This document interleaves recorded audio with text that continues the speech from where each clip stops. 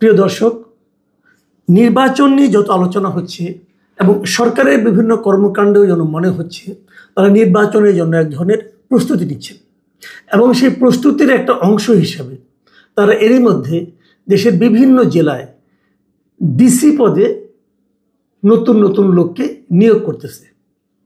এ পর্যন্ত যতদূর আমি জানি 52 জেলায় তিন দফায় 52 জেলায় তারা নতুন ডিসি নিয়োগ করেছে। ডিসি মানে জেলা প্রশাসক আর কি, তাকে নিয়োগ করেছে। এই পদটা নির্বাচনের সময় খুব গুরুত্বপূর্ণ এই কারণে এদেরকে বলা হয়ে থাকে রিটার্নিং অফিসার।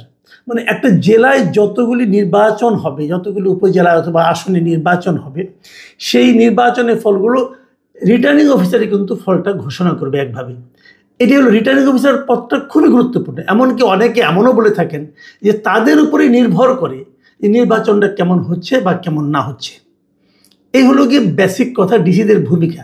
এটা সবাই জানে। উপজেলা ইউএনও অথবা এরা নির্বাচনের ফলটা কিন্তু রিটার্নিং অফিসারের কাছে প্রথম পাঠাবে, ওইখান থেকেই হবে।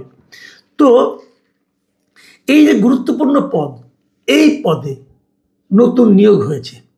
আগে যারা ছিল সবাইকে চেঞ্জ করা হয়েছে। আগে কারা ছিল? এই গত 1-1.5 বছরে কারা ছিল? আওয়ামী লীগ আমলে যারা ছিল তারা কি কেউ ছিল? না, তারা কেউ ছিল না। আওয়ামী লীগ আমলের ডিসি সবগুলি পরিবর্তন করা হয়েছিল। গত 1 বছর নতুন ডিসি ছিল এবং তাদেরকে আরেক দফা চেঞ্জ করা হলো, একদম ফ্রেশ নতুন লোক নিয়োগ করা হলো, যে নাকি ওই জেলার সম্পর্কে যার কোনো ধারণাও নাই এমন লোককে দেওয়া হলো। কি উদ্দেশ্যে, কি পলিসি? নিশ্চয়ই একটা পলিসি এখানে আছে, নিশ্চয়ই একটা লক্ষ্য আছে, নীতি আছে। কি আছে এটা নিয়ে আমরা একটু আলোচনা করব। কিন্তু আপনারা এইগুলো নিয়ে এর মধ্যে কিছু বিতর্ক কিন্তু শুরু হয়েছে। তার আগে আমাকে দেখে নিই 3 দফায় যে নিয়োগটা করা হলো। প্রথম নিয়োগ করা হলো 8 তারিখে, এই মাসের 8ই নভেম্বর শনিবার। সেদিন 15টা জেলায় নতুন নিয়োগ করা হয়, নতুন ডিসি নিয়োগ করা হয়। 9 নভেম্বর 14 জেলায় নতুন ডিসি দেওয়া হয় এবং 9 নভেম্বরে নিয়োগটা ছিল বড় অদ্ভুত এই কারণে এটা আমরা দেখেছি যে এটা দেওয়া হয় গভীর রাতে প্রজ্ঞাপন জারি করা হয়। গভীর রাতে কেন প্রজ্ঞাপন জারি করা হয়, এক রহস্য। কেন আগের দিন কি দিনের বেলা অফিস খোলা ছিল না? অথবা রাতটা শেষ হলে সকালে কি অফিস খোলা থাকবে না? এটা কেন? এটা কিন্তু ক্লিয়ার না। কারণ 9 নভেম্বর কিন্তু এমন তো না যে পরের দিন শুক্রবার ছিল। 9 নভেম্বর ছিল রবিবার। তো রবিবারের পরের দিন সোমবার আসতো। সমস্যাটা কি আছে? কেন গভীর রাতে করতে হলো এটা কেউ জানে না। নিশ্চয়ই আমাদের কোনো কারণ আছে, লেনদেনের ঘটনা আছে কিনা বলতে পারবো না। তবে এই 9 নভেম্বরে যে ডিসিগুলো নিয়োগ করা হয়, এদেরকে নিয়ে এরই মধ্যে সামাজিক যোগাযোগ মাধ্যমে এরা হলো রাতের ডিসি নামে তারা পরিচিত হয়ে গেছে। সে রাতে বেলা নিয়োগ করা হয়েছিল। অদ্ভুত একটা নিয়ম। যা হোক, সেটা হয়েছে। তারপরে আপনার 4 দিন গ্যাপ দিয়ে 13 নভেম্বর বৃহস্পতিবার এটা 2টা আলাদা প্রজ্ঞাপন দিয়ে মোট 23 জনকে ডিসি নিয়োগ করা হয়। এই প্রথমে 15, তারপরে 14, তারপরে 23, এই সব মিলে 52 জেলায় নতুন ডিসি নিয়োগ করা হয়ে গেছে। তার আর বেশি একটা বাকি নেই, আর 8-9টা জেলা বাকি আছে।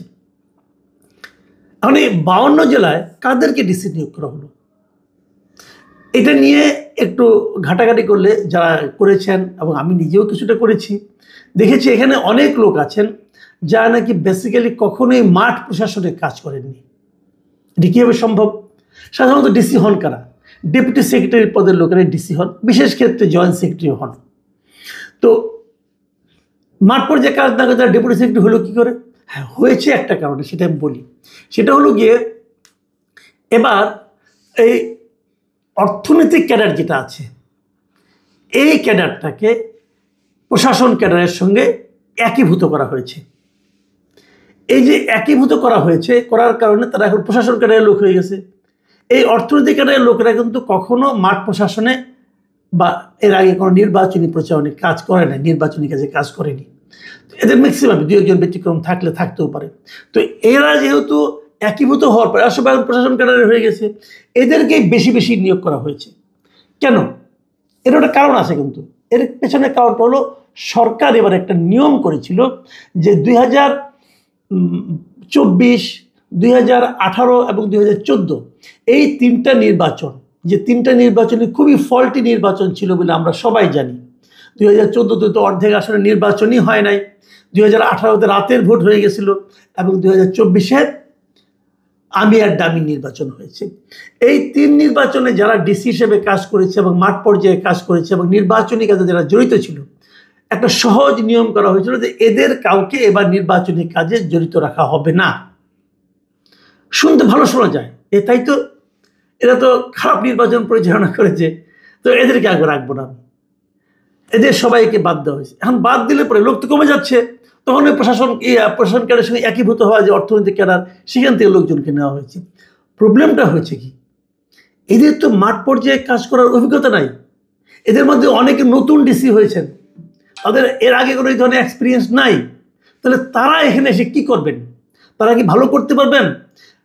নির্বাচনী কাজ একটু জটিল কাজ, লোকজনকে চিনতে হয়, একটা এলাকার কে কেমন লোক জানতে হয়, কে মাস্তান কে ঘিরিঙ্গি, এগুলি বুঝতে হয়। সেটা বোঝার জন্য কিন্তু একটা ধারণা থাকা লাগে, মাঠ পর্যায়ে কাজ করতে হয়।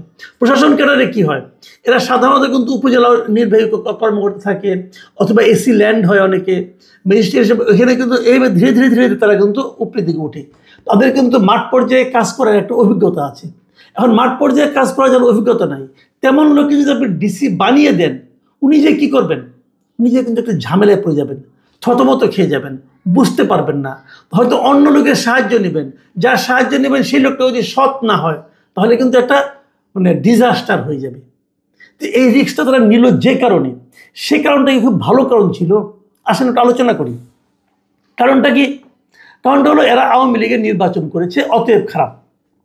আওয়ামী লীগের নির্বাচন কে করেছে এর মধ্যে? আমি মনে করি যেটা, যে 2014 এবং 2024 যারা কাজ করেছে, 14 যারা কাজ করেছে 10 বছর হয়ে গেছে, এদের আর ডিসি হওয়ার মতো সম্ভব হয়তো নাই, কাজে এটা বাদ রাখি। আমি 18 এবং 24টি আলোচনা করি। 18 যারা নির্বাচন করেছেন, এরা অবশ্যই সরকারের অর্ডার মেনে খুবই খারাপভাবে আওয়ামী লীগকে জিতিয়ে দিয়েছেন, কোনো সন্দেহ নাই। এই লোকগুলি আমি মনে করি কালপ্রিট টাইপের, সেটা নিয়েও প্রশ্ন আছে, এই আলোচনা আরেকটু পরে আসি।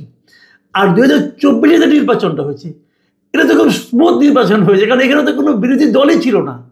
এখানে তো আওয়ামী লীগের মধ্যে নির্বাচন হয়, যেটাকে আমরা আমি আর ডামির নির্বাচন বলি।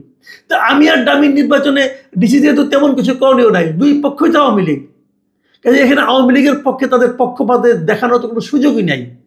যেদিকে উনি পক্ষ নেন না কেন, সেটাই তো আওয়ামী লীগ। কাজে এদেরকে কিন্তু আপনি সেভাবে ওই দোষী অথবা খারাপ অথবা পক্ষপাত অভ্যস্ত বলতে পারবেন না।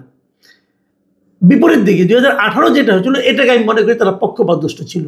কিন্তু তারপরে যে কথাটা আছে, পক্ষপাত দুষ্টতা কেন? সরকার বলেছিল বলে, সরকার যেভাবে চাবে তার বাইরে কি ডিসিদের পক্ষে যাওয়া সম্ভব? আমি তো মনে করি সরকারের যে যারা নাকি সরকারের আদেশ, সরকারের নীতি বাস্তবায়নের জন্য সরকারি কর্মকর্তাদের আপনি যদি ধরেন, তাহলে ডিসি, বিভাগীয় কমিশনার অথবা জেলা প্রশাসক অথবা এমনকি ইউএনও, এরা সবাই তো সরকারের পলিসিটাকে হোল্ড করে। এদেরকে পক্ষে কি সম্ভব সরকারের পলিসির বাইরে যেয়ে কিছু করার? সম্ভব না। তারপরে তো মনে মনে কিছুটা থাকতে পারে, সেটা তো এখনও আছে। এখনও তো এই ডিসি যারা আছেন, তারা ডক্টর ইউনূসের পলিসিটাকে বাস্তবায়ন করছেন না। যারা উপজেলা নির্বাহী কর্মকর্তা, তারা কি ডক্টর ইউনূসের পলিসিটাকে বাস্তবায়ন করছেন না? এমনকি যারা সচিব আছেন, তারাও তো প্রকাশ্যে ইউনূসের পলিসিটাকে বাস্তবায়ন করছেন। তো এরাও তো সরকারের লোক। তো ইউনূসের সরকার কি পক্ষপাত মুক্ত? সেটা যে নয়, সেটা তো আমরা আগেও বহুবার বলেছি, মানলাম। তারপরেও এখন যে নিয়োগ হয়েছে 52 জন, এরা কারা? খোঁজ দিয়ে দেখেন, এরই মধ্যে কিন্তু আওয়াজ হয়ে গেছে যে এরা মূলত হলো যে বিএনপি এবং জামাত ইসলাম, এদের মধ্যে একটা টাগ অফ ওয়ার ছিল যে কার কতজন লোককে এখানে নিয়োগ দেওয়া যায়। অনেক জেলায় জামাতের, অনেক জেলায় বিএনপির, এরকম কিন্তু আছে। এবার আমার নিজের জেলা এই আপনার ময়মনসিংহ, আমি তো জেনেছি এর আগে যে ডিসি ওখানে ছিলেন, উনি জামাতের লোক ছিলেন। এর আগে এটা কোনো অন্যায় কিছু না, হতেই পারে, উনি তো ভোট দেন কোনো না কোনো জায়গায় না। তো এরকম কিন্তু হতেই পারে, কে কোথায় যাচ্ছে না যাচ্ছে, জামাত অথবা বিএনপি, এই তো হয়েছে। যদি জামাত এবং বিএনপি ডিসি সব জায়গায় থাকে, তাহলে জামাত এবং বিএনপির বাইরে অন্য যে দলগুলো আছে, তাদের প্রতি কি পক্ষপাতমূলক আচরণ হবে না? হবে তো। তাহলে এটা কিভাবে নিরপেক্ষ হবে? এটা হবে না। তার চেয়ে বরং আমি অন্যভাবে বলি, তার চেয়ে বরং যদি আওয়ামী লীগের ডিসি যারা ছিল, যারা আওয়ামী লীগ হিসেবে চিহ্নিত, তাদেরকেই রাখতেন, সেটা বরং এর চেয়ে ভালো হতো।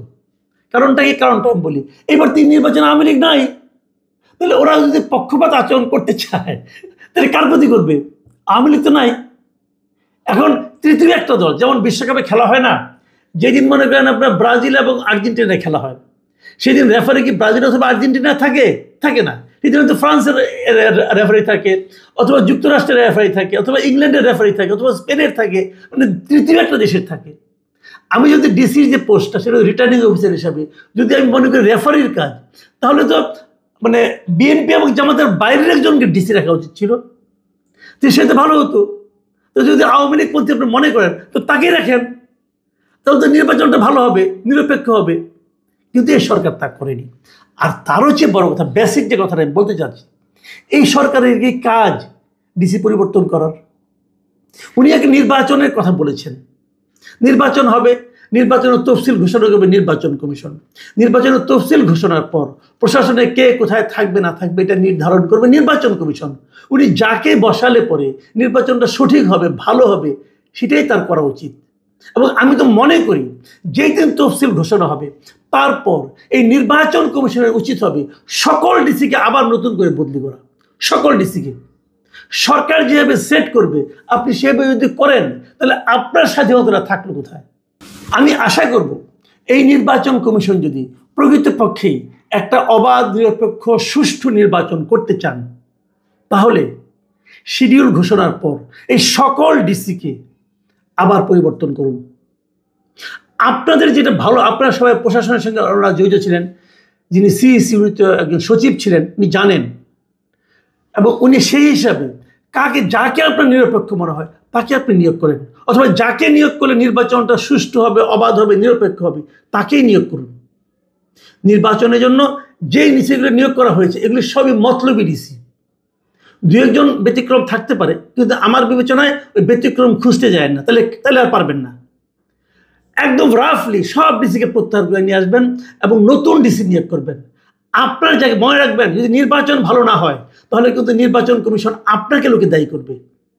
যে দায় আপনার উপর আসবে, সেই দায় অন্যের হাতে দিয়ে না, মানে অন্যকে সেই কাজ করার জন্য দায়িত্ব দিয়েন না। ওনারা ডিসি সেট করবে, নির্বাচন নিয়ে আপত্তি উঠবে, এবং তখন কিন্তু আপনারা দায়বদ্ধ হয়ে যাবেন।